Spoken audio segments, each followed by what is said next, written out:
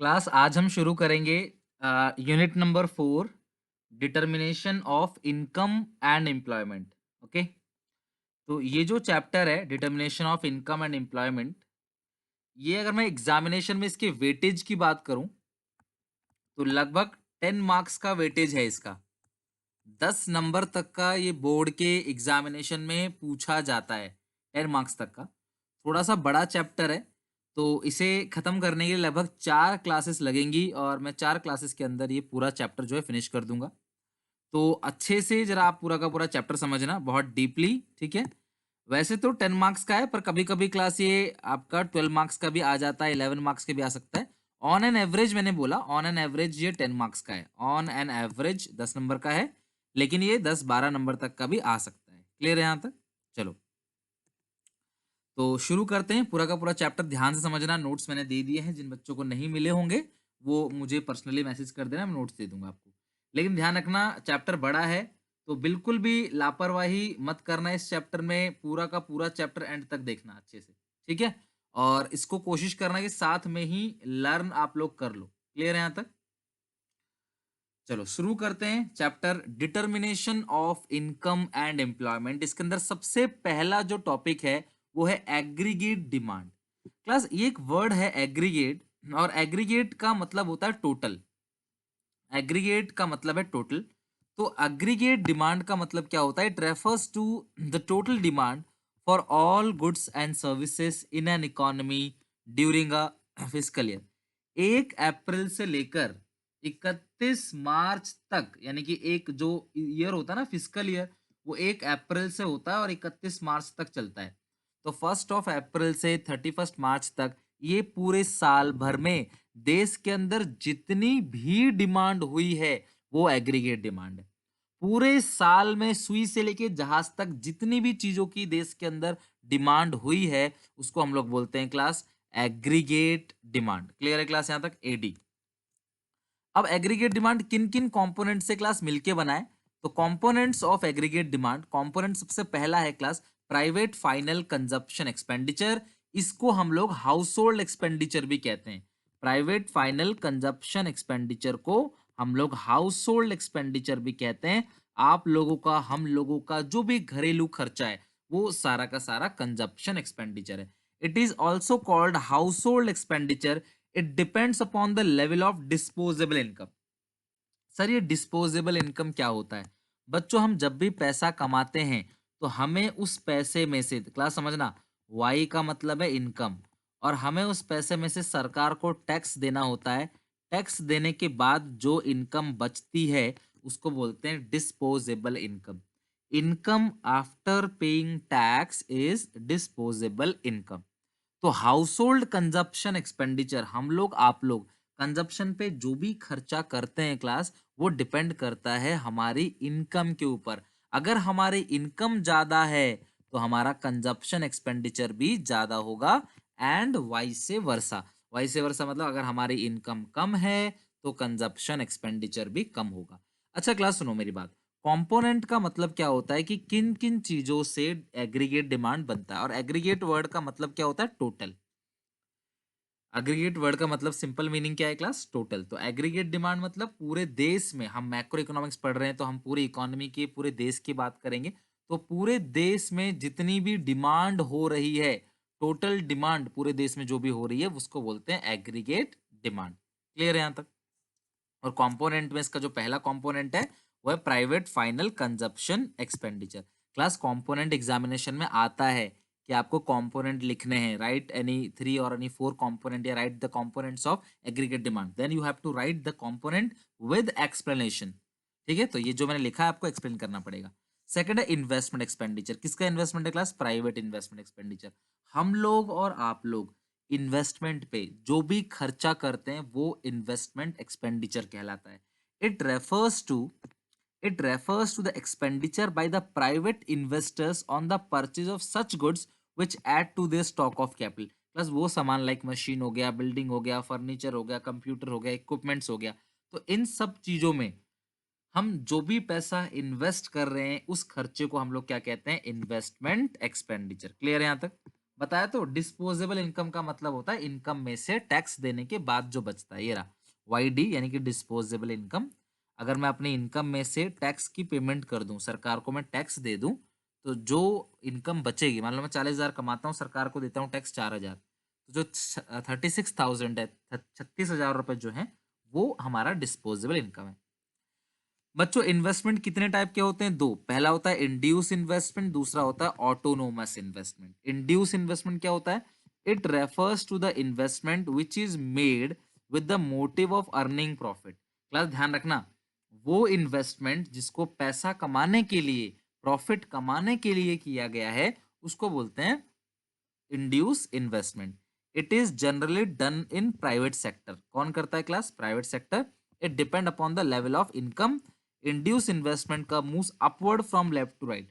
Class देखो, जैसे जैसे हमारी क्लास इनकम बढ़ती चली जाएगी, हम इन्वेस्टमेंट को बढ़ाते चले जाएंगे। तो इनकम ज्यादा मिलेगी तो इन्वेस्टमेंट हम क्या करेंगे? ज्यादा करेंगे। इसीलिए जो इंड्यूस इन्वेस्टमेंट है, उसका जो डायग्राम है वो अपवर्ड बनता है, अपवर्ड ऊपर की तरफ। क्योंकि इनकम के बढ़ने से जैसे जैसे हमारी क्लास लगेगा कि हमें जहां से रिटर्न ज्यादा मिल रहा है, तो हम इन्वेस्टमेंट क्या करेंगे? ज्यादा करेंगे। इसको बोलते हैं इंड्यूस इन्वेस्टमेंट। क्लियर है यहाँ तक? और ये प्रॉफिट मोटिव होता है। तो अगर मुझे लग रहा है कि मुझे रिटर्न ज्यादा मिलेगा वहां से, तो मैं इन्वेस्टमेंट ज्यादा करूंगा। तो मुझे रिटर्न ज्यादा, जितना ज्यादा रिटर्न मिलेगा उतना ज्यादा हम इन्वेस्टमेंट करेंगे। लेकिन ऑटोनोमस इन्वेस्टमेंट क्या होता है? It refers to the investment which is made irrespective the level of income. यानी कि इनकम के लेवल से कोई मतलब नहीं है। It is generally done by the government with the motive of social welfare. Class जो ऑटोनोमस इन्वेस्टमेंट है वो, इसका इनकम से कोई लेना देना नहीं है। यानी कि हम चाहे पैसा कमाए चाहे ना कमाए, देश के अंदर ये मिनिमम इन्वेस्टमेंट तो होना ही होना है। सरकार देश को चलाने के लिए ये मिनिमम इन्वेस्टमेंट करेगी ही करेगी। और ये कांस्टेंट होता है, चाहे आपकी कितनी भी इनकम हो, ये इन्वेस्टमेंट तो आप करोगे ही करोगे। इसको बोलते हैं ऑटोनोमस इन्वेस्टमेंट। सड़क बनानी है, बिजली देनी है, ठीक है, लॉ एंड ऑर्डर मेंटेन करना है, जुडिशरी को मेंटेन करना है, तो उसमें, या फिर मान लो ब्रिज, डैम, फ्लाईओवर, टोल, ये जो भी चीज है, इसमें जो भी सरकार इन्वेस्टमेंट करती है, अगर सरकार मिनिमम इन्वेस्टमेंट कर रही है कि भैया हमें पैसा चाहे मिले चाहे ना मिले, इतना तो पैसा खर्च करना ही करना है देश को विकास करने में, उसको बोलते हैं autonomous investment. Okay, I repeat, aggregate demand क्या होता है क्लास? एग्रीगेट डिमांड का मतलब total demand for all goods and services in an economy during a fiscal year. साल भर में देश के अंदर जितनी भी डिमांड होगी, वो एग्रीगेट डिमांड है। एग्रीगेट डिमांड के 5 कंपोनेंट है। पहला कंपोनेंट है प्राइवेट फाइनल कंजप्शन एक्सपेंडिचर। हम लोग, आप लोग खाने पीने की चीजों में, कंजप्शन में जो खर्चा करते हैं वो उन्हें कहते हैं कंजप्शन एक्सपेंडिचर। और ये डिपेंड करता है लेवल ऑफ डिस्पोजेबल इनकम पे। यानी कि इनकम में से टैक्स देने के बाद जो इनकम बचता है ना हमारे पास, हम वही तो खर्च कर सकते हैं। टैक्स देने के बाद जो इनकम बचेगा, तो डिस्पोजेबल इनकम जितना ज्यादा होगा, कंजप्शन एक्सपेंडिचर भी उतना ज्यादा होगा। डिस्पोजेबल इनकम जितना कम होगा, कंजप्शन एक्सपेंडिचर भी उतना ही कम होगा। सेकंड है क्लास इन्वेस्टमेंट एक्सपेंडिचर। हम लोग, आप लोग जो भी इन्वेस्ट करते हैं, चाहे प्रॉपर्टी में हो चाहे किसी भी एसेट में इन्वेस्ट किया, वो इन्वेस्टमेंट एक्सपेंडिचर है। और इन्वेस्टमेंट है दो टाइप का, इंड्यूस यानी कि जो डिपेंड करता है इनकम पे, ज्यादा इनकम मिलेगा ज्यादा इन्वेस्टमेंट इन्वेस्टमेंट करेंगे, कम इनकम मिलेगा कम इन्वेस्टमेंट करेंगे। और ऑटोनोमस इन्वेस्टमेंट क्या होता है? Which is constant. जो ऑटोनोमस इन्वेस्टमेंट है वो कांस्टेंट है, यानी कि हमें चाहे इनकम मिले चाहे ना मिले, हम हर साल इतना इन्वेस्टमेंट करेंगे। क्लियर है यहाँ तक? एक होता है marginal efficiency of investment. 1 mark का पूछ सकता है हार्डली, तो इसीलिए मैंने लिख दिया यहाँ पे। मार्जिनल एफिशिएंसी ऑफ इन्वेस्टमेंट किसको कहते हैं? It refers to the expected rate of return on additional investment. जो भी मैं एक्स्ट्रा इन्वेस्टमेंट कर रहा हूं, जो भी मैं एक्स्ट्रा इन्वेस्टमेंट कर रहा हूं, उस पे जो मुझे रिटर्न मिलेगा, जो भी मैंने एक्स्ट्रा इन्वेस्टमेंट की है, मुझे जो भी रिटर्न उस इन्वेस्टमेंट पे मिलेगा, उसको हम लोग बोलते हैं class marginal efficiency of investment. तो आपने कितने कंपोनेंट पढ़ लिए अभी? दो। पहला कंजप्शन, दूसरा इन्वेस्टमेंट। वो लेकिन दोनों के दोनों किसका था? प्राइवेट का। क्लियर है? तीसरा है government final consumption expenditure. Last में हम डाउट्स लेंगे, ठीक है? बिल्कुल आप लोग दिमाग में स्टोर करते जाओ सारी चीजों को और कोशिश करना कि सारा याद हो जाए। लास्ट में डाउट्स ले लेंगे। थर्ड है class government final consumption expenditure. अब ध्यान समझना, जैसे हम लोग, आप लोग कंजप्शन पे खर्चा करते हैं ना, ऐसी सरकार भी कंजप्शन पे खर्चा करती है, उसको बोलते हैं government final consumption expenditure. It refers to the expenditure incurred by the government on consumer goods to meet public need, like law and order को मेंटेन करने के लिए, एजुकेशन देने के लिए, हेल्थ के लिए, ट्रांसपोर्ट के लिए, डिफेंस के लिए सरकार जो भी खर्चा कर रही है उसको क्या बोलते हैं? गवर्नमेंट का कंजप्शन एक्सपेंडिचर। और गवर्नमेंट का इन्वेस्टमेंट एक्सपेंडिचर कौन सा होता है? सरकार ने जो भी इन्वेस्टमेंट कैपिटल गुड्स पे की है, कैपिटल गुड्स मतलब मशीनरी, लाइक सरकार ने मान लो हमारी इकोनॉमी को डेवलपमेंट करने के लिए हाईवे बनाया, रोड बनाया, हॉस्पिटल की बिल्डिंग बनाई, स्कूल बनाया, पावर प्लांट बनाया, तो ये सारा जो खर्चा है ये गवर्नमेंट का इन्वेस्टमेंट एक्सपेंडिचर है। क्लियर है? तो 4 पॉइंट कौन से? प्राइवेट का कंजप्शन, प्राइवेट का इन्वेस्टमेंट, गवर्नमेंट का कंजप्शन, गवर्नमेंट का इन्वेस्टमेंट। लास्ट है नेट एक्सपोर्ट। बच्चों नेट एक्सपोर्ट का फॉर्मूला होता है एक्सपोर्ट माइनस इंपोर्ट। अब बात को समझना क्लास, मैं क्या बताना चाह रहा हूं। अगर मान लो क्लास, समझना बात को,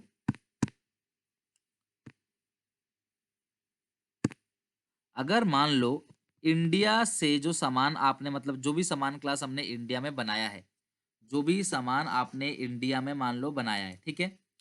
अब इंडिया में जो सामान बनाया है, यूएस के लोग, चाइनीज पीपल, ठीक है, या जापानीज पीपल, वो लोग इंडिया से सामान खरीद रहे हैं, इसी को तो हम लोग बोलते हैं ना एक्सपोर्ट। वो लोग इंडिया से सामान खरीद रहे हैं, उसको बोलते हैं एक्सपोर्ट। तो यानी कि हमारे सामान की डिमांड अलग अलग देशों में हो रहा है, हमारे सामान की डिमांड जो है वो अलग अलग देशों में हो रहा है, इसीलिए एक्सपोर्ट को हम प्लस करते हैं। क्लियर है यहाँ तक? अब बात करते हैं इंपोर्ट्स की। तो इंपोर्ट किसको बोलते हैं? जब जब हम इंडियन जाके चाइनीज का सामान खरीदते हैं, यूएस का सामान खरीदते हैं, जापान का सामान खरीदते हैं, कोरिया का प्रोडक्ट खरीदते हैं, तो वो इंपोर्ट है। हम इंपोर्ट कर रहे हैं तो इंपोर्ट को हम क्या करते हैं? माइनस। क्यों? क्योंकि इंपोर्ट में हम अपने देश के सामान की डिमांड नहीं कर रहे, जबकि हम उनके देश के सामान की डिमांड कर रहे हैं, जिसकी वजह से हमारी डिमांड कम हो जाती है। अगर मुझे एक मोबाइल फोन लेना हो, अगर मैं चाइना से खरीदूंगा, इसका मतलब मैं इंडिया से नहीं खरीदूंगा, इंडियन मैन्युफैक्चरर का वो मोबाइल फोन नहीं बिकेगा। तो एक्सपोर्ट माइनस इंपोर्ट जो होता है वो एग्रीगेट डिमांड का पार्ट होता है। सो एग्रीगेट डिमांड का जो पार्ट है वो है net export, export minus import. जो भी खर्चा किया है फॉरेनर ने हमारे सामान पे, वो हमारे एक्सपेंडिचर का पार्ट है, मतलब एडी का पार्ट है वो। समझ रहे हो बात को? भैया डिमांड तो हो रही है ना, चाहे देश के लोग करें चाहे बाहर देश के लोग करें, डिमांड तो हो ही रही है, तो इसीलिए एक्सपोर्ट को प्लस करते हैं। जबकि इंपोर्ट में हम डिमांड को काट रहे हैं, डिमांड को कम कर रहे हैं, क्योंकि हम देश से नहीं खरीद के विदेश से खरीद रहे हैं, तो वो हम क्या करते हैं? माइनस। सो एडी का जो फॉर्मूला है क्या है क्लास? सी प्लस आई प्लस जी प्लस एक्स माइनस एम। बच्चों सी का मतलब कंजप्शन एक्सपेंडिचर, आई का मतलब इन्वेस्टमेंट एक्सपेंडिचर, जी का मतलब गवर्नमेंट एक्सपेंडिचर, और एक्स माइनस एम का मतलब क्या होता है? Net export. So aggregate demand के 5 कंपोनेंट बिल्कुल मत भूलना, अच्छे से याद रखना। 5 कंपोनेंट कौन कौन से हैं? पहला प्राइवेट का कंजप्शन, प्राइवेट का इन्वेस्टमेंट, गवर्नमेंट का कंजप्शन, गवर्नमेंट का इन्वेस्टमेंट, और लास्ट क्या है? Net export. ये 5 है। आई होप कि आप सबको अच्छे से लर्न हो गया होगा एडी के पांचों के 5 कंपोनेंट। क्लियर है यहां तक? देखो government consumption expand, government final, देखो कंजप्शन जो होता है ना, कंजप्शन बेसिकली क्या होता है? लॉ एंड ऑर्डर को मेंटेन करने के लिए पुलिस वालों की तनख्वाह जो दी जा रही है, वो सारी चीजें जो रेवेन्यू एक्सपेंडिचर होते हैं बेसिकली। एग्जाम्पल, जज को तनख्वाह मिलती है, जज को सैलरी मिलती है, आर्मी आर्मी वालों को सैलरी मिलती है, स्कूल के टीचरों को सैलरी मिलती है, वो गवर्नमेंट कंजप्शन है। लेकिन अगर वो स्कूल की बिल्डिंग बनाई जा रही है, आर्मी वालों के लिए बाहर से हथियार मंगाए जा रहे हैं, रॉकेट मंगाए जा रहे हैं, बाहर से मिसाइलें मंगाई जा रही हैं, जेट प्लेन, टैंकर, ये सब मंगवाया जा रहा है, तो ये इन्वेस्टमेंट है। तो इन्वेस्टमेंट में हम असेट की बात करते हैं। क्लियर है? अच्छा, आप सबको पता है कि हमारी इकोनॉमी में कितने सेक्टर होते हैं? 4 सेक्टर। एक में होता है हाउस होल्ड, दूसरा होता है फर्म, तीसरा होता है गवर्नमेंट, और चौथा होता है एक्सटर्नल सेक्टर। एक्सटर्नल सेक्टर का मतलब क्या होता है? Abroad. There are 4 sector in the economy: household, firms, government और एक्सटर्नल सेक्टर। लेकिन हमें जो पढ़ना है वो 2 सेक्टर के बारे में ही पढ़ना है।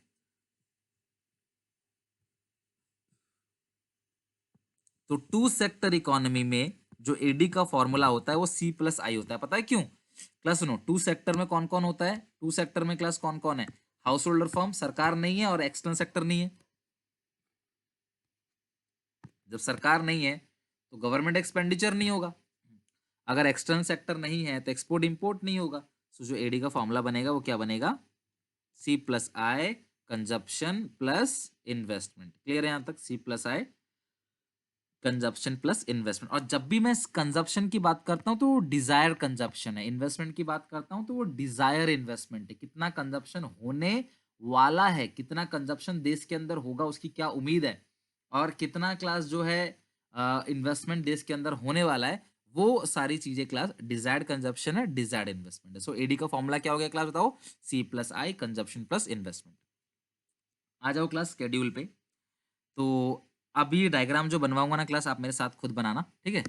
तो यहाँ पे वाई ले लिया मैंने इनकम को 0 ले लिया, 20 ले लिया, 40 ले लिया, 60 ले लिया, अपनी मर्जी से आपको लेना है, बस उसको कंटिन्यूअसली क्लास, हाँ बिल्कुल, बिल्कुल शिवांगी, टू सेक्टर इकोनॉमी ही पढ़ना है हमको। 0, 20, 40, 60, 80 ये हो गया वाई कंजप्शन। अच्छा एक चीज सब लोगों को ध्यान से समझना है, मेरी इनकम 0 है, ध्यान से समझना, मेरी इनकम 0 है लेकिन फिर भी मुझे 20 रुपए चाहिए मिनिमम कंजप्शन, यानी कि रोटी कपड़ा के लिए मुझे 20 रुपए चाहिए ही चाहिए, यानी कि देश में अगर लोगों की इनकम 0 भी है तब भी उन्हें कुछ ना कुछ कंजप्शन के लिए चाहिए ही चाहिए।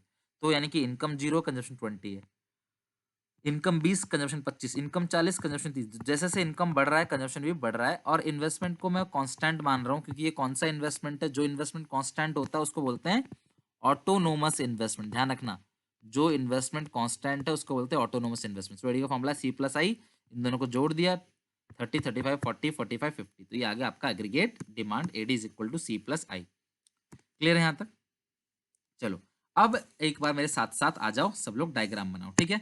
अब मैं आपको एडी का दिखाता हूँ कि एडी का डायग्राम कैसे बनता है। तो ये है क्लास एडी, एडी का फॉर्मूला है सी प्लस आई कंजप्शन प्लस इन्वेस्टमेंट। बच्चों जब भी मैं बात करता हूँ इन्वेस्टमेंट, तो मैं यहाँ पे कौन से इन्वेस्टमेंट की बात कर रहा हूँ, ऑटोनोमस इन्वेस्टमेंट की, ठीक है।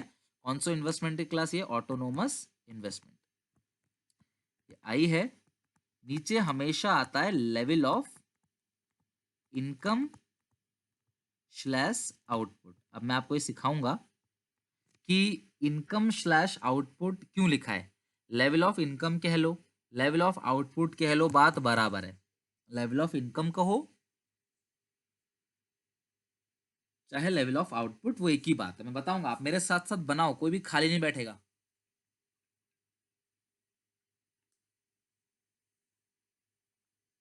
ये आपका आई है, फटाफट जरा मुझे आप में से कोई बच्चा आंसर दो, जल्दी से देखते हैं कितना आप कैच कर रहे हो चीजों को। मैंने कंजप्शन 0 से क्यों नहीं बनाया, थोड़ा सा ऊपर से क्यों बनाया, सी मैंने 0 से क्यों नहीं बनाया, यहां से क्यों नहीं निकाला मैंने, यहां से क्यों नहीं निकाला, ऊपर से क्यों निकाला, कम ऑन आंसर दो। क्लास कंजप्शन कभी 0 नहीं होता है क्लास, वेरी गुड, अर्श टेबल में शो किया है ये तो ठीक है, बट कंजप्शन कभी भी 0 नहीं होता है भैया, आपकी चाहे इनकम हो चाहे ना हो, खाएगा, वेरी गुड, इंसान खाएगा तो सही, जिंदा तो रहेगा। इतने सारे भिखारी वगैरह देखते हो आप सड़क पे, उनकी इनकम नहीं होती, लोग जो रोड साइड में सोते हैं, जिनके पास घर नहीं है, खाने को नहीं है, उनकी इनकम कुछ नहीं है, लेकिन फिर भी वो कंजप्शन कर रहे हैं ना, उनके पास कम से कम मिनिमम रिक्वायरमेंट तो चाहिए ही चाहिए। अब सवाल ये है बच्चों का कि, हाँ सौम्या करेक्ट है आपका, सवाल ये है कि सर अगर उनकी इनकम 0 है, उनकी इनकम कुछ नहीं है, तो वो मान लो किसी को रोटी खाने पीने के लिए 500 रुपये खर्चा चाहिए होता है, तो इनकम 0 है, तो कंजप्शन 500 सर कैसे हो गया, तो इसके लिए पैसा कहाँ से आएगा, और इस कंजप्शन को क्या बोलते हैं, ऑटोनोमस कंजप्शन। इसको ए बार या सी बार से डिनोट करते हैं, ठीक है, मतलब छोटा ए बार या सी बार से डिनोट करते हैं, ठीक है। तो सर इसके लिए पैसा कहाँ से आएगा, अगर हमारी इनकम 0 है तो हम फिर भी कंजप्शन कर रहे हैं, तो सर पैसा कहाँ से आएगा, दो तरीके से पैसा आता है। पास सेविंग, भैया तुमने पिछले साल कुछ तो कमाया होगा, कोरोना के चक्कर में कितनों की नौकरी चली गई, लेकिन उन्होंने पिछले साल कुछ तो कमाया होगा ना, तो उस पैसे से वो क्या करेंगे, इस साल कंजप्शन करेंगे। क्लियर है यहाँ तक। दूसरा बोरोइंग, या तो क्लास उधार ले लेंगे, या उन्होंने कुछ पिछले साल सेविंग की होगी, समझ रहे हो ना क्लास बात को।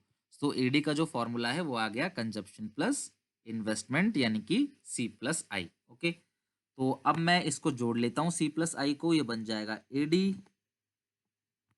X0Y, ये AD आ गया, नीचे लिखते हैं लेवल ऑफ आउटपुट लिखो, चाहे इनकम लिखो, चाहे दोनों, ठीक है।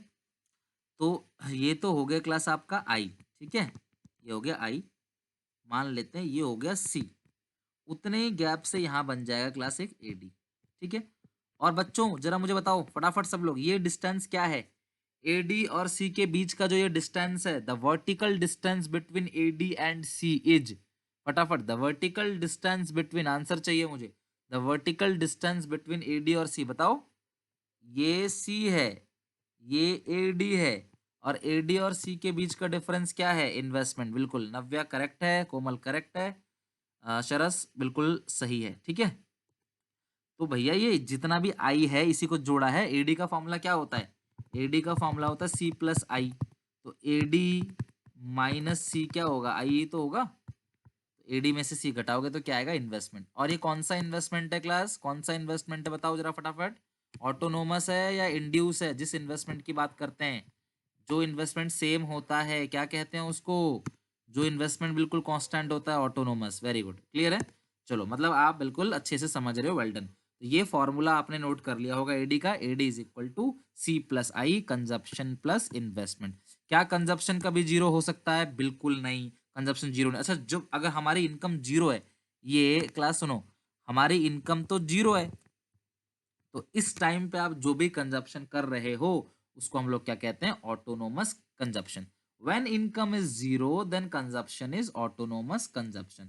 अब जरा मैं आपसे क्वेश्चन पूछता हूं, देखते हैं आप में से कितने बच्चे बता पाते हैं, ठीक है। चलो सुनो मेरी बात, मेरी इनकम है जीरो, मुझे कंजप्शन चाहिए 800 रुपए, सब लोग मुझे बताओ मेरी बचत कितनी होगी, कम ऑन फटाफट, मेरी बचत कितनी होगी, बचत कितनी होगी। खुशबू गलत, अर्श गलत, कोमल गलत, नव्या करेक्ट, नव्या करेक्ट है, परवेश सौम्या करेक्ट, जीरो वाले सब गलत हो। रानी 800 नहीं होगा, नेगेटिव का 800 होगा। प्रणय विक्रम क्या कर रहे हो, माइनस का 800 होगा भाई, तुम्हारी इनकम जीरो है, मेरी कमाई जीरो है, उसमें से मैंने 800 खर्च कर लिया, तो जो मेरी बचत होगी वो -800 होगी। एक फॉर्मूला आज लिख के दे रहा हूँ, जीवन भर याद रखना, कभी मत भूलना, Y=C+S। इनकम जो होती है ना हमारी बच्चों, इनकम का फॉर्मूला होता है कंजप्शन प्लस सेविंग, जो हमारी इनकम है वो कंजप्शन प्लस सेविंग है। तो इनकम कितनी है मेरी, जीरो, कंजप्शन 800, तो सेविंग कितना क्लास होगा, माइनस का 800। इनकम जो है जीरो है, कंजप्शन 800 है, तो सेविंग कितना, अगर अच्छा सुनो मेरी बात, मान लो मैंने अपनी दुकान से कुछ नहीं कमाया, कंजप्शन किया 800, कोई मुझसे पूछेगा भाई कितना बचाया, तो मैं बोलूंगा भाई बचाया क्या, जेब से लग गया 800 रुपये, घर से लगा दिया 800 रुपये, बचाया कुछ नहीं, तो ये सेविंग जो आएगा क्लास हमारा, ये क्या आएगा, नेगेटिव। आई बात समझ में, चलो, मतलब आप क्या समझे, मतलब सर जब इनकम हमारी जीरो रहती है तो कंजप्शन और सेविंग इक्वल रहते हैं, बिल्कुल, बस सेविंग माइनस का रहता है और कंजप्शन प्लस का रहता है। क्लियर है यहाँ तक, जब हमारी इनकम जीरो होती है तो फिगर दोनों सेम रहते हैं, लेकिन क्लास कंजप्शन होता है 800 का और सेविंग क्या है, -800। चलो एक और छोटा सा क्वेश्चन, वैसे बहुत बच्चों वाला क्वेश्चन पूछ रहा हूँ, पूछना नहीं चाहिए मुझे, लेकिन फिर भी मुझे बता दो, अब मेरी सेविंग कितनी होगी, फटाफट बताओ सेविंग्स, जल्दी से, एक सेकंड भी नहीं लगना चाहिए। मेरी इनकम है 250 रुपए में खर्च करता हूँ 100 रुपए, मेरी इनकम है 250 में खर्च करता हूँ 100, तो मेरी सेविंग कितनी होगी, 150। करेक्ट, आगे समझ में, तो फॉर्मूला क्या लगाया आपने, वैसे ना सच बताऊं ना, सच बताऊं यार, फॉर्मूला क्या लगाना, दिमाग ही लगा लो थोड़ा सा। कमाई 250 रुपए, खर्च कर दिया 100, तो बचे कितने, 150। कमाई 250, खर्च कर दिया 200, तो बचे कितने, 50। तो ये सिंपल तरीके से कैलकुलेशन हो सकता है, इसमें कोई ज्यादा दिमाग लगाने की जरूरत है नहीं। चलो, एडी का फॉर्मेट आपको उम्मीद है अच्छे से लर्न हो गया होगा। ये पूरा देखो, डायग्राम कितने सुंदर तरीके से बनाया गया है, पेपर में आता है तो आप ऐसे लिखोगे लिखोगे। और आप मैक्रो में ध्यान रखना, मैक्रो में डायग्राम है, जितने ज़्यादा आप अपने आंसर्स में डायग्राम बनाते हो ना, टीचर उतना ही क्लास आपको अच्छे मार्क्स देता है, ध्यान रखना। तो ये देखो डायग्राम यहाँ भी आपको बना के दे रखा है मैंने ऑलरेडी, तो आप चेक कर लो, AD=C+I। ओके, चलो कंजप्शन की कुछ बातें जो नॉर्मल आपको पता है, कंजप्शन क्या होता है class, consumption can never be zero, consumption कभी भी जीरो नहीं होता है क्लास, ठीक है। Level of income there should be minimum consumption class even at zero level of income. जब आपकी इनकम जीरो होती है, consumption can never be zero even at zero level of income classes. Zero level of income पे भी एक minimum consumption होती है जिसको बोलते हैं ऑटोनोमस कंजप्शन, जो जरूरी है हमारे जीवन के लिए, वो जरूरी है। और इन्वेस्टमेंट को क्या मानते हैं, कांस्टेंट, और इन्वेस्टमेंट को बोलते हैं ऑटोनोमस इन्वेस्टमेंट। और कंजप्शन कभी भी जीरो नहीं हो सकता, इसीलिए एडी भी कभी जीरो नहीं हो सकता। बच्चों एक बात बताओगे, अगर मैं इस तरीके से एक डायग्राम बना दूं, ये रहा, ठीक है, दो डायग्राम बना रहा हूं, आप कौन सा एडी है कौन सा क्लास कंजप्शन है बताओ। मान लो ये डायग्राम पहला वाला है, तो एडी और कंजप्शन दोनों एक साथ दिखते हैं। अंतर ये है कि कंजप्शन इतना है और एडी इतना है। पता है क्यों? क्योंकि क्लास एडी के अंदर सी भी है और आई भी है। ध्यान रखना, एडी के अंदर क्या है, सी भी है, वो आई भी है। Very good. मतलब कुल मिलाकर जो ऊपर होता है वो एडी होता है, जो ऊपर है वो क्या है, क्लास एडी है। सो कंजप्शन कभी जीरो नहीं हो सकता और एडी भी कभी जीरो नहीं हो सकता, क्योंकि भैया एक बात बताओ, एडी के अंदर ही सी प्लस आई है, जब एडी कभी जीरो नहीं हो सकता तो, सॉरी, जब सी कभी जीरो नहीं हो सकता तो एडी कैसे जीरो होगा? समझ रहे हो बात को? चलो अब आते हैं एग्रीगेट सप्लाई होता क्या है, सुनो मेरी बात, सिंपल सीधी भाषा में बोलूं आपको, साल भर में जितनी डिमांड होती है एग्रीगेट डिमांड, साल भर में जितनी सप्लाई होती है एग्रीगेट सप्लाई, खत्म बात।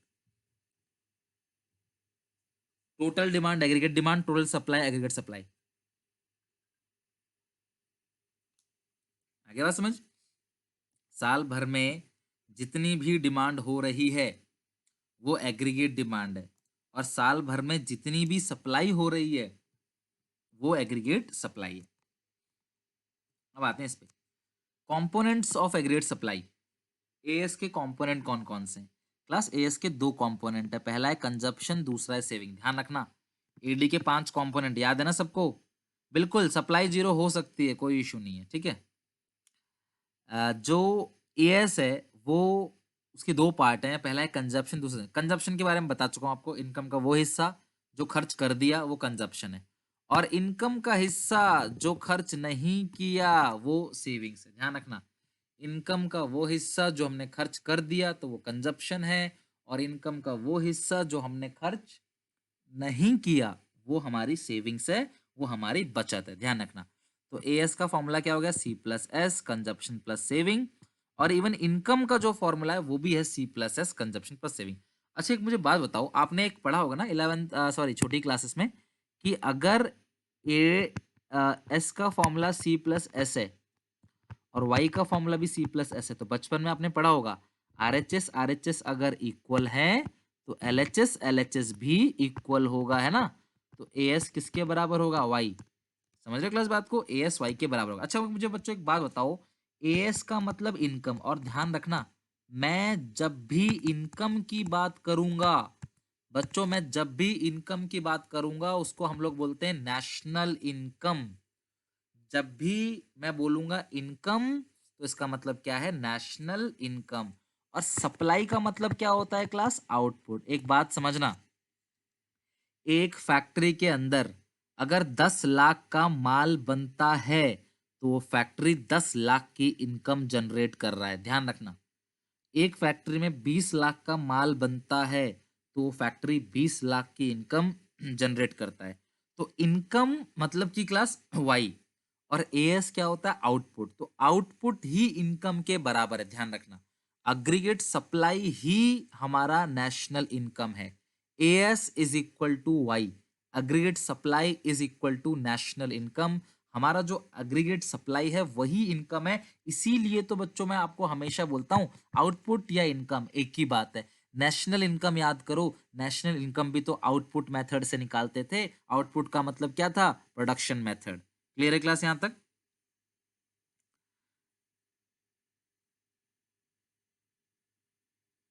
बिल्कुल, देखो इनकम के अंदर क्या है, देखो जो सामान खरीद के लाए वो भी ऐड होगा, लेबरों को पैसे दिए वो भी ऐड होगा, और जो सेल करेंगे प्रॉफिट वो मालिक का है, वो प्रॉफिट ऐड होगा। वो नॉर्मल प्रॉफिट है, ठीक है, हम इसमें सुपर नॉर्मल प्रॉफिट की बात नहीं करते, नॉर्मल प्रॉफिट। इवन ये कह सकते हो कि इनकम और ज्यादा जनरेट होगा, और वो मल्टीप्लाई कैसे होगा वो हम इसी चैप्टर के अंदर पढ़ेंगे डिटेल में। अभी आप इतना जानो कि जो एएस है वो वाई है। क्लियर है क्लास यहां तक? एएस जो है वो वाई है। एएस वाई इसलिए बोलते हैं ना कि देखो जो आउटपुट, मान लो जब ये मैं आउटपुट की बात कर रहा हूं ना, तो जो सेल प्राइस है, मान लो आपने बनाया 1000 रुपए का, ठीक है, सेल प्राइस कितने का है 1200, तो मैं इस 1200 की बात कर रहा हूँ। समझ रहे हो बात को, इस 1200 की मैं बात कर रहा हूँ। क्योंकि जो नेशनल इनकम कैलकुलेट होता है ना क्लास, वो कॉस्ट पे भी होता है और मार्केट प्राइस पे भी होता है। समझ रहे हो बात को, एफसी में भी होता है, एमपी में भी होता है।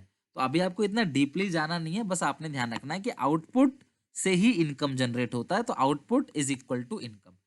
अच्छा एक चीज और, मैंने अभी तक कितने फॉर्मूले इसमें आपको बता दिए, वो सारे फॉर्मूले याद होने चाहिए। पहला फॉर्मूला क्या बताया मैंने, एडी, एडी का फॉर्मूला है, क्योंकि इसमें न्यूमेरिकल भी है ना, तो मैं आपको न्यूमेरिकल भी सिखाऊंगा, डोंट वरी। क्लियर है यहाँ तक?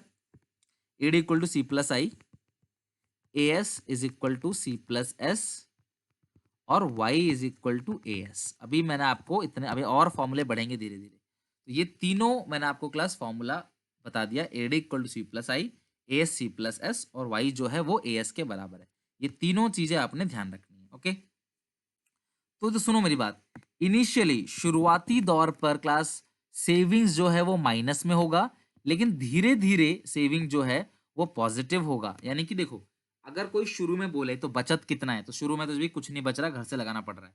फिर धीरे धीरे देखो, शुरू में ये कंडीशन है कि मेरी इनकम है मान लो 100 रुपए, और मेरा जो खर्चा हो रहा है वो हो रहा है 200 का, तो बच कुछ नहीं रहा मुझे, मेरा बचत जो है वो माइनस में है। फिर धीरे धीरे अच्छी सिचुएशन आएगी। अच्छी सिचुएशन क्या होगी, मेरी इनकम है जो है वो 200 रुपए है, और मेरा कंजप्शन भी 200 रुपए है, तो मुझे बच कुछ नहीं रहा। तो यार यहाँ पे माइनस सेविंग था, यहाँ कम से कम सेविंग जीरो तो है, मैं कम से कम घर से तो नहीं लगा रहा, जितना कमाया वही खर्च कर रहा हूँ। और इससे भी अच्छी सिचुएशन क्या होगी, इनकम है 300 और कंजप्शन है 200, तो यहाँ पे मेरी बचत आएगी प्लस में। तो सेविंग पहले माइनस में होता है, सेविंग फिर जीरो हो जाता है, और फिर सेविंग प्लस हो जाता है। शुरू शुरू में आपका बिजनेस नया है, कोई आपको जानता नहीं, कस्टमर भरोसा कैसे करे, तो शुरू शुरू में तुम्हारा बचत जो है वो कम होता है, माइनस में। फिर धीरे धीरे तुम्हारे कस्टमर भरोसा करते हैं, सेल होता है, फिर इनकम जितना आपने कमाया उतना आप खर्च करते हो, सेविंग जीरो, और उसके बाद धीरे धीरे तुम मुनाफा कमाना शुरू कर देते हो। तो एएस यानी कि आउटपुट, वाई मतलब नेशनल इनकम। अगर आपको ऐसे समझ नहीं आ रहा तो इसी फॉर्मूले से क्लियर कर लो। एएस जो है वो सी प्लस एस है, वाई भी सी प्लस एस है, तो AS is equal to Y. चलो अब आते हैं स्केड्यूल की बात। तो मेरी बात ध्यान समझना, मैं कैसे इसको बना रहा हूँ ध्यान समझो। मैंने जो यहाँ लिखा है ना, सेम वही यहाँ लिख दिया, जो मैंने यहाँ लिखा है सेम वही लिख दिया। कंजप्शन मैंने अपने आप से लिखा, मेरी इनकम 100 है, कंजप्शन मेरी 70 है, तो जैसे से इनकम बढ़ रहा है कंजप्शन बढ़ रहा है, और मैं इनकम से कंजप्शन माइनस करूंगा तो क्या आ जाएगा मेरा, सेविंग्स। तो ये पूरा स्केड्यूल बन गया एएस का। अब बच्चों मैं आपको एएस का डायग्राम बनवाता हूँ, जरा सब लोग आ जाओ। ईडी का तो मैंने बनवा ही दिया आपको, आ जाओ एएस के डायग्राम पे, ठीक है। एडी तो मैंने बना दिया आप लोगों के लिए, अब सब लोग जरा एएस पे आ जाओ। कॉपी में बनाने लग जाना, खाली मत बैठना। और जो भी बच्चे अभी लेट के पढ़ रहे हो ना, शर्म करो, कभी भी लेट के मत पढ़ा करो। 1 घंटा अगर आप यहीं ट्यूशन में होते, अपने क्लासरूम में होते, तो क्या आप लेट के पढ़ते? नहीं ना, आधा दिमाग वैसे ही खाली हो जाता है लेट के पढ़ने से। प्लीज बी सीरियस, 1 घंटा पढ़ रहे हो, 1 घंटा पढ़ो भले ही, पर जम के मेहनत से पढ़ो। आधा अधूरा ज्ञान खतरनाक होता है, ध्यान रखना। A S is equal to क्या लिखा है formula, C plus S, consumption plus savings, ठीक है। ये सेविंग्स है,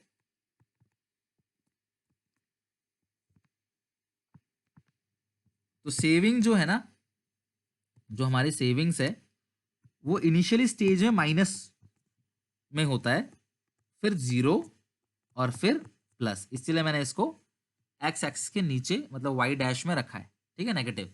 शुरू में हमारी बचत जो है वो माइनस है, कुछ नहीं बच रहा हमको भैया, हमें घर से लगाना पड़ रहा है। फिर धीरे धीरे जितना कमा रहे हैं उतना खा रहे हैं, और फिर धीरे धीरे सेविंग पॉजिटिव। कोई बच्चा मुझे बता सकता है, देखते हैं कितना कितना पढ़ा अब तक, जिस लेवल ऑफ इनकम पे सेविंग जीरो होता है, या जिस पॉइंट पे सेविंग्स जीरो होता है ना, हम उसको एक नाम देते हैं, वो क्या नाम है? जिस लेवल पे सेविंग जीरो है, हम उसको एक नाम देते हैं क्लास, ठीक है। उस नाम को हम लोग क्या नाम देते हैं बताओ फटाफट, जहां पे सेविंग जीरो होती है। Point where saving is zero, Pranay का सही है बस, ब्रेक इवन पॉइंट, ध्यान रखना, break even point. Pranav, Khushboo, सही है। डिस सेविंग क्या बोल रहे हो, डिस सेविंग तो अलग चीज होती है दोस्तों, ये होता है डिस सेविंग। सुनो, ये जो पोर्शन है ना अंदर का, जहां पे सेविंग माइनस में है, इसको बोलते हैं डिस सेविंग। समझ रहे हो बात को? और जहां पे सेविंग प्लस में है ना क्लास, इसको बोलते हैं सेविंग्स। एक्चुअली में ये सेविंग्स है ग्रीन कलर में, और ये डिस सेविंग्स है। समझ रहे हो बात को? लेकिन जहां पे सेविंग 0 होती है उस पॉइंट को बोलते हैं ब्रेक इवन पॉइंट। ध्यान रखना, 11th में भी पढ़ा होगा थोड़ा बहुत आपने, जहां पे सेविंग 0 होती है उस पॉइंट को बोलते हैं ब्रेक इवन पॉइंट। ध्यान रखना, मैं आगे लिखवाऊंगा अभी। सी पे आते हैं, x0y, सी तो आप जानते ही हो। ये यहाँ पे नीचे क्या आएगा, लेवल ऑफ इनकम। देखो जब भी आप डायग्राम बनाते हो ना, तो आप जिस चीज का डायग्राम बना रहे हो वो लिखो जरूर, मतलब नीचे आपने लिखना जरूरी है। बच्चों मेरे साथ साथ बनाना, गलती मत करना, यहाँ मोस्टली बच्चे गलती कर जाते हैं, थोड़ा सा ध्यान रखना। देखो एक्स वाई ए एस, ध्यान रखना, ए एस हमेशा 45 डिग्री से बनता है। Aggregate supply is 45 degree line, क्योंकि हमारी जो इनकम है वो कांस्टेंट रेट से बढ़ती रहती है। ये मेरा कंजप्शन है, ठीक है। सब लोग जरा कॉपी में मेरे साथ साथ नोट करो। क्लियर है क्लास यहाँ तक? सब लोग ध्यान से समझना। मैं इसको कंजप्शन को दोबारा बना देता हूँ। ये कंजप्शन है, ओके। कंजप्शन बना दिया, एएस बना दिया, आप सबको पता है AS is equal to Y. AS को ही हम लोग क्या बोलते हैं, इनकम बोलते हैं। एग्रीगेट सप्लाई जो है क्लास, वही हमारी इनकम है। तो AS is equal to C plus S. Clear है? एएस जो है वो कंजप्शन प्लस सेविंग्स है। बच्चों सुनो सुनो सुनो सुनो, जहां पे इनकम और कंजप्शन दोनों बराबर है उसी पॉइंट को ब्रेक इवन पॉइंट कहते हैं। अब आप बोलोगे सर अभी तो थोड़ी देर पहले ही कहा था आपने, जहां पे सेविंग 0 होता है उसको ब्रेक इवन पॉइंट कहते हैं। अब आप बोल रहे हो जहां पे इनकम और कंजप्शन दोनों बराबर होता है उसको ब्रेक इवन पॉइंट बोलते हैं। बच्चों अगर इनकम कंजप्शन के बराबर हो गया, मैं जितना कमा रहा हूं उतना ही खा भी रहा हूं, तो मेरी बचत कितनी होगी?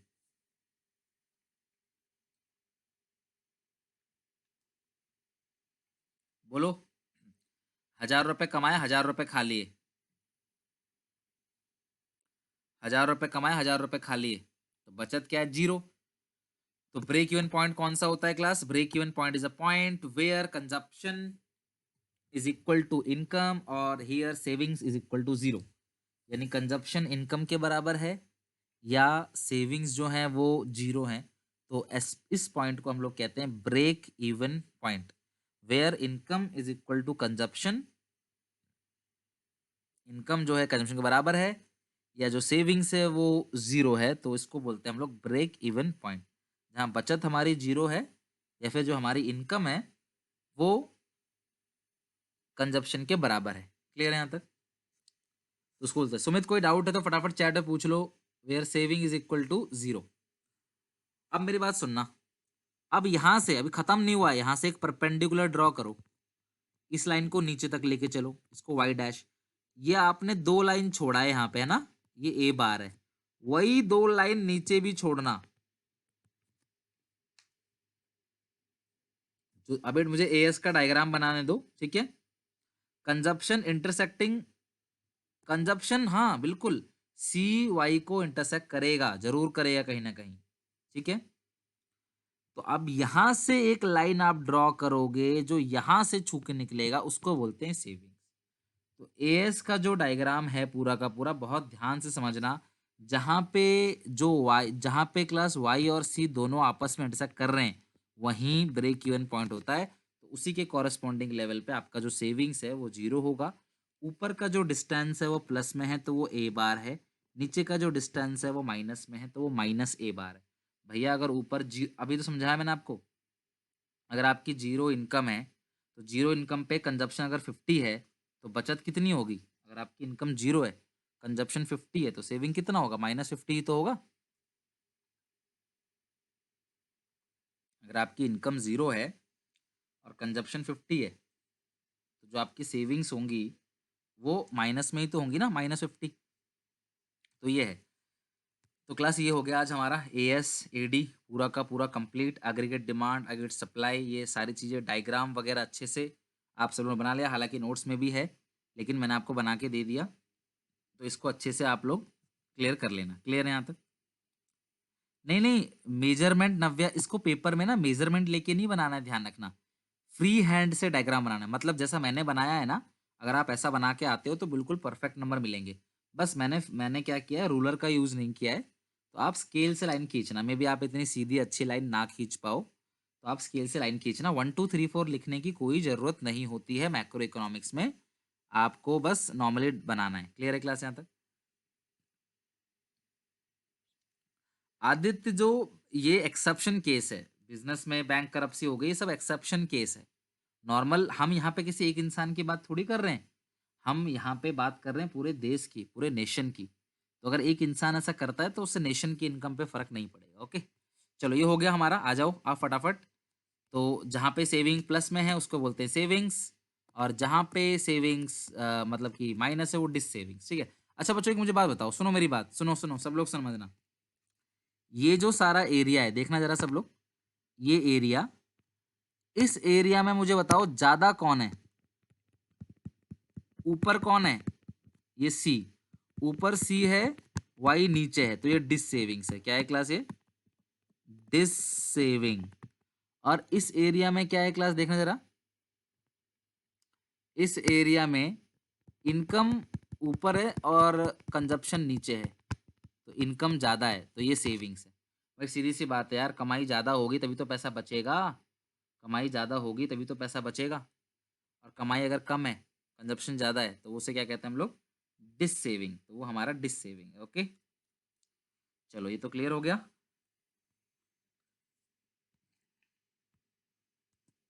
क्लास अब जो मैं टॉपिक समझा रहा हूँ ना, ये आज ही क्लास का आखिरी टॉपिक है। अभी मेरे पास 15 मिनट है, मैं इस 15 मिनट में आज ही क्लास जो है खत्म करा देता हूँ। ठीक है।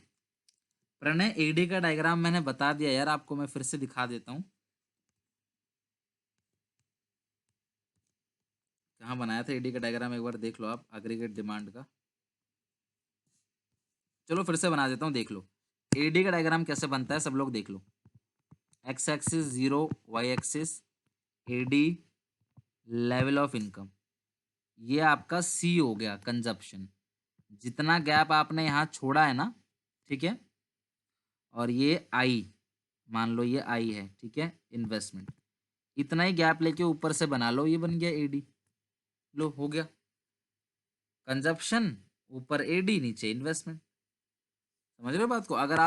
अगर आप बनाते हो आई को, यहाँ से बनाते हो, यहाँ से आई को, थोड़ा सा जितना गैप ये है, मतलब ये लाइन अगर मान लो 3 लाइन है, तो 3 लाइन छोड़ के पैरेलल लाइन बन जाएगा एडी, खत्म बात। क्या प्रॉब्लम है? एडी डायग्राम आप आराम से बना लेना, मैंने आपको बता ही दिया कैसे बनाना है। चलो अब सुनो सब मेरी बात। नेक्स्ट हेडिंग आ जाओ क्लास, नेक्स्ट आगे भी चलना है, नेक्स्ट हेडिंग पे आ जाओ सब लोग। Class equilibrium level of output income, देखो एक बार जरूर पढ़ लेना, आपका टारगेट यही है कि जो मैं करा रहा हूं अच्छे से करो, इस चैप्टर को ऐसे कर लो कि इस चैप्टर से कोई भी क्वेश्चन आए तो ना छूटे। समझ रहे हो बात को? और एक एक बच्चे ध्यान से सुन लो, लिख के रिकॉर्ड कर लो मेरी बात को। जब आप एग्जामिनेशन देने जाओगे, एक भी बच्चा आप में से ऐसा नहीं होगा जो ये कह देगा कि हमारा सिलेबस कुछ भी छूटा है। मेरे 9 साल के करियर में किसी का भी, भले ही बच्चा कभी भी ज्वाइन करे, सिलेबस में किसी का छूटने नहीं देता। ध्यान रखना, सिलेबस तो पूरा होगा ही। आप उसकी टेंशन छोड़ दो, वो सब पता नहीं कहाँ से आप बिलोंग करते हो, कहाँ होता होगा, मुझे नहीं पता। मैं खुद की बात करूँ, किसी भी बच्चे का सिलेबस नहीं छूटेगा, पूरा रिवीजन वगैरह सब होगा। तो आप उसकी टेंशन छोड़ दो, बस जो पढ़ा रहा हूँ उसको करो ध्यान से, सारा आप मेरे पे छोड़ दो, बस आप जो मैं बोल रहा हूँ आप वो काम करो। एडीएएस अप्रोच और एसआई अप्रोच, बच्चों इक्विलिब्रियम लेवल ऑफ आउटपुट या इनकम को निकालने के लिए दो अप्रोच होता है, एक होता है एडीएएस अप्रोच, एक होता है सेविंग इन्वेस्टमेंट अप्रोच। तो एडीएएस अप्रोच के अंदर कोई भी इकोनॉमी इक्विलिब्रियम में तब आएगी, इक्विलिब्रियम लेवल ऑफ जीडीपी बोलो चाहे इनकम बोलो, एक ही बात है, when aggregate demand is equal to aggregate supply. बच्चों ध्यान रखना, जब एडी और एएस दोनों आपस में बराबर होंगे तो हमारी जो क्लास इकोनॉमी होगी वो इक्विलिब्रियम में आएगी। अब मैं इसका स्केड्यूल और डायग्राम आपको बना के समझाता हूं, जरा सब लोग ध्यान से समझो। ठीक है, सब लोग जरा ध्यान से समझना यहाँ पे। ठीक है, चलो कोई भी इकोनॉमी इक्विलिब्रियम में कब आती है क्लास? जब एडी एएस के बराबर होगा। ये रहा क्लास वाई जीरो, मतलब एक्स वाई, एएस तो आपको पता है 45 डिग्री से है, और ये हो गया आपका एडी। ठीक है, तो जहां पर एडी एएस बराबर है बच्चों इसे ब्रेक इवन मत समझ बैठना। ब्रेक इवन में वाई और सी होता है, इसमें वाई है और एडी है, सी नहीं है। तो जहां पे क्लास ये दोनों बराबर है उस पॉइंट को बोलते हैं इक्विलिब्रियम। और जो ये है वो है फुल एम्प्लॉयमेंट। क्या है? Full employment. बच्चों मैं आपको फिर से बता दूं, आगे हम पढ़ेंगे भी। फुल एम्प्लॉयमेंट का मतलब होता है जो लोग काम करना चाहते हैं और काम करने के लायक हैं, उनके पास काम है। जो लोग काम करना चाहते हैं और काम करने के लायक हैं, उनके पास अगर काम है तो हमारी इकोनॉमी जो है वो फुल एम्प्लॉयमेंट में है। क्या है क्लास? फुल एम्प्लॉयमेंट में। ठीक है। जो लोग काम करना चाहते हैं, काम करने के लायक हैं, यानी वो इकोनॉमी फुल एम्प्लॉयमेंट है। तो एडीएएस अप्रोच में इकोनॉमी इक्विलिब्रियम में तब आएगी जब एडी और एएस दोनों आपस में बराबर होगा। ठीक है। चलो मैं आपको ना इसका स्केड्यूल समझाता हूँ, आप अपने आप स्केड्यूल बनाना सीख जाओगे कैसे बनाते हैं। इनकम मैंने 0 मान लिया, 100 मान लिया, 200 मान लिया, 300, 300 के बाद 400 और 500। ठीक है। सब लोग सीख जाओगे। आप सबको पता है कि वाई ही एएस होता है, देखना जरा। आप सबको पता है ना, जो मैंने नोट्स में दिया भले ही वो मत बनाना, ये इजी से बना लेना, दोनों ही ठीक है। तो ये हो गया एडी, ये हो गया एएस। आपको पता है जो सॉरी वाई और एएस, ठीक है। जो वाई है उसी को हम लोग क्या बोलते हैं? एएस बोलते हैं। जो वाई मतलब क्या है? इनकम। और एएस तो आप सबको पता है ना, वाई एएस बराबर होता है, तो लिख दिया मैंने। बच्चों जरा यहाँ पे आ जाओ सब लोग, प्लीज ध्यान दो। शुरू में देखो एडी ज्यादा है ना, फिर एडी एएस बराबर है, और फिर बाद में एएस ज्यादा है। 3 स्टेज है। पहला स्टेज जहाँ पे एडी ज्यादा है, दूसरा स्टेज एडी एएस के बराबर है, और तीसरा स्टेज जहाँ पे जो एएस है वो ज्यादा है। तो अब मुझे करना क्या है क्लास, जरा ध्यान से समझना आप लोग क्या करना है इसके अंदर। तो मुझे सबसे पहले एडी को ज्यादा दिखाना है। ठीक है। तो मेरी इनकम 0 है, मैं मान लेता हूँ एडी है 50। ठीक है। और 50 के बाद है मान लो 120, 120 के बाद है मान लो 210, और फिर मैं एक जगह बराबर कर देता हूँ यहाँ पे। जहां पर एडीएएस आपस में इक्वल है उस पॉइंट को बोलते हैं इक्विलिब्रियम। ठीक है। इक्विलिब्रियम वेयर अग्रीगेट डिमांड, देखो ना देश में महंगाई होगी ना मंदी होगी अगर डिमांड सप्लाई आपस में बराबर होगा तो। ठीक है। इक्विलिब्रियम। और ये जो पॉइंट है इनमें डिमांड ज्यादा है ना, डिमांड ज्यादा है, तो ये एक्सिस डिमांड है। इनमें मान लो 380 और 450, और इसको बोलते हैं, यहाँ पे डिमांड कम है तो इसको बोलते हैं डेफिशिएंट डिमांड।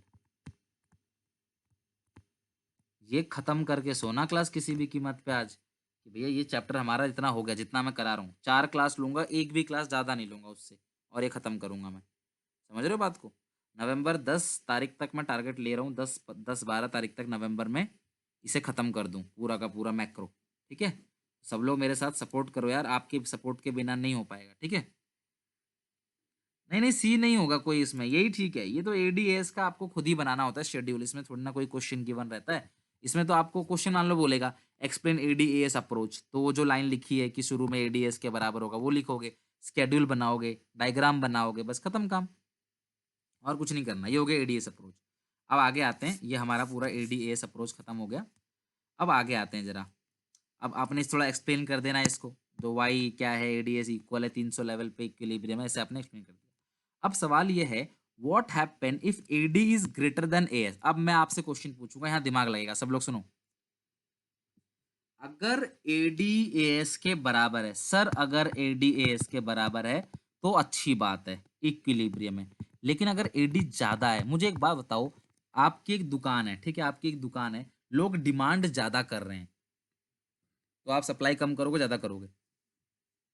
आपकी एक दुकान है, आपकी दुकान में भीड़ ज्यादा लगती है, लोग डिमांड ज्यादा करते हैं,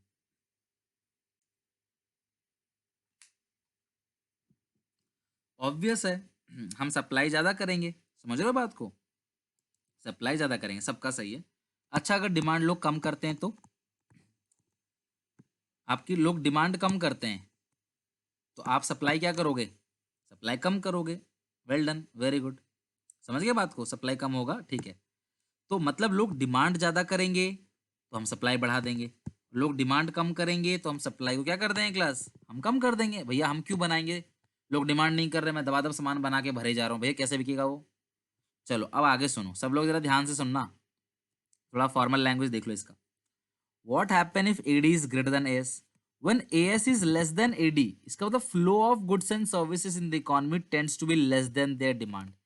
यानी कि जो सामान फ्लो हो रहा है देश के अंदर वो कम है, उसकी डिमांड ज्यादा है।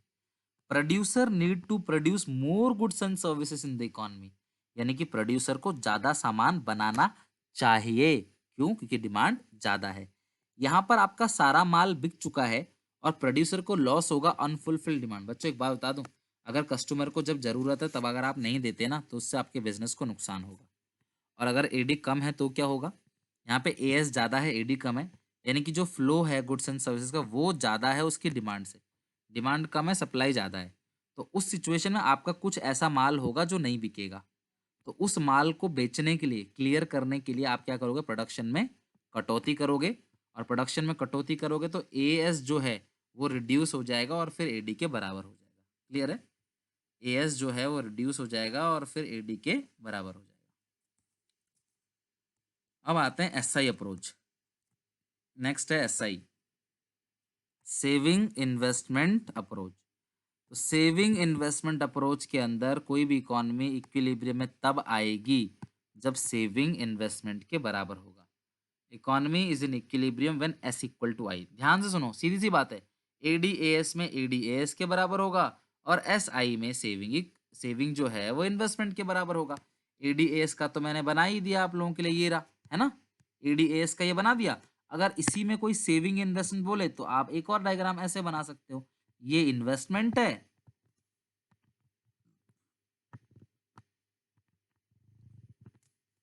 और ये सेविंग्स है।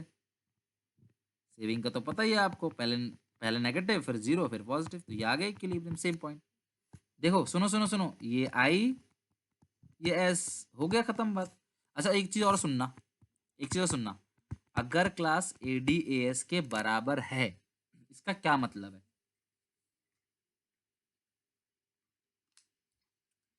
ईडी का फॉर्मूला क्या होता है, ईडी का सी प्लस आई, एस का फॉर्मूला क्या है सी प्लस एस। कट गया, थोड़ी बहुत मैथ्स तो आती होगी आपको। क्या बचा, क्या किसके बराबर बचा फिर, आगे बात समझ।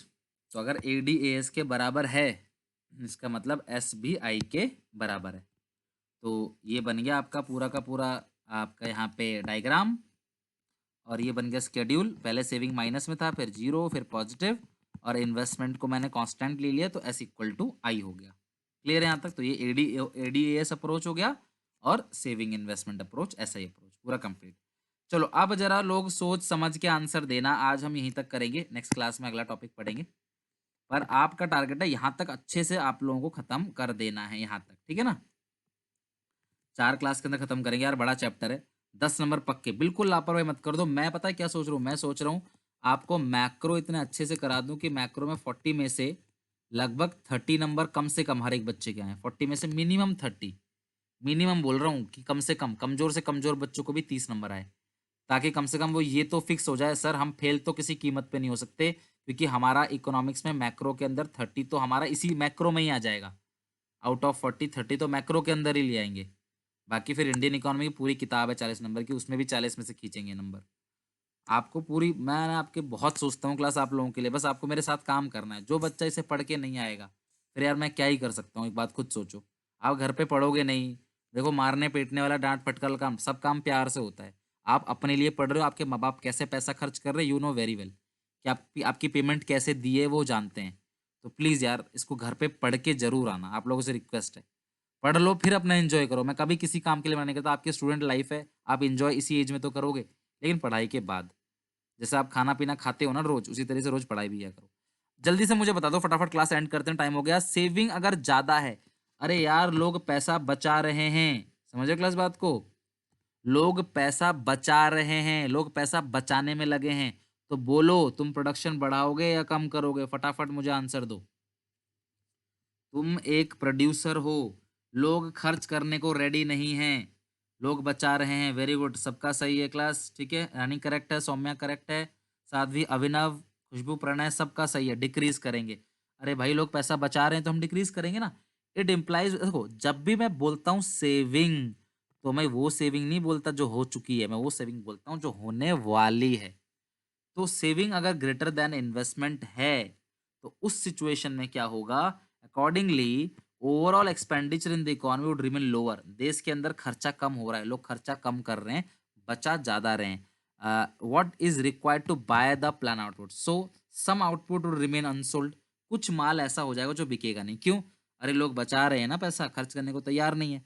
तो आप क्या करोगे उस सिचुएशन में, अनडिजायर्ड स्टॉक, बिना मतलब का दुकान में माल इकट्ठा हो जाएगा। तो उस माल को क्लियर करने के लिए आप क्या करोगे, लेसर आउटपुट, आउटपुट कम बनाओगे, ताकि आपका जो सेविंग है वो इन्वेस्टमेंट के बराबर हो जाए और इकोनॉमी इक्विलिब्रियम में आ जाए। और अगर मान लो बच्चों सेविंग जो है वो कम है, इन्वेस्टमेंट ज्यादा है, बोलो प्रोडक्शन कम करोगे ज्यादा करोगे, लोग इन्वेस्ट करने को तैयार हैं, खर्च करने को तैयार हैं लोग, तो आप क्या करोगे, आप भी रेडी रहोगे ना, आप रेडी रहोगे सामान बना के, तो आप ज्यादा करोगे। तो बस वही लिखा, उसी को मैंने फॉर्मल लैंग्वेज में लिख दिया। When saving is less than plan investment into circular flow of income, accordingly overall expenditure in the economy would turn out to the greater than what is required to buy the plan output. Here the producer would suffer the loss of unfulfilled demand. जो producer है वो unfulfilled demand का loss झेल रहा है। To manage the situation the producer would now plan higher production, the process would continue till S is equal to I. तो producer क्या करता है क्लास, हायर प्रोडक्शन, प्रोडक्शन ज्यादा करेगा, और ये प्रोसेस तब तक चलेगा जब हमारी सेविंग इन्वेस्टमेंट के बराबर नहीं आती। यानी अगर इन्वेस्टमेंट ज़्यादा है, थोड़ा दिमाग लगाना, हम प्रोडक्शन ज़्यादा करेंगे, इन्वेस्टमेंट कम है तो प्रोडक्शन कम करेंगे। आई होप कि ये सारी चीज़ क्लियर है। नेक्स्ट क्लास में हम इसके बाद का पोर्शन जो है वो कंटिन्यू करेंगे। कोई डाउट दिक्कत क्लास यहाँ तक? बिल्कुल परवेश अपनी ओन लैंग्वेज में लिख सकते हो, बिल्कुल लिख सकते हो, लेकिन वो करेक्ट होना चाहिए। ऐसा भी नहीं कि आप ट्वेल्थ में हो तो आपके लैंग्वेज का एक स्टैंडर्ड दिखना चाहिए कि ट्वेल्थ की क्लास के बच्चे हो आप। और मैंने जो लिखा है क्लास, उम्मीद है याद हो जाएगा आपको, या फिर अपनी ओन लैंग्वेज बना के आप लिख सकते हो, ठीक है। चलो नेक्स्ट क्लास में हम लोग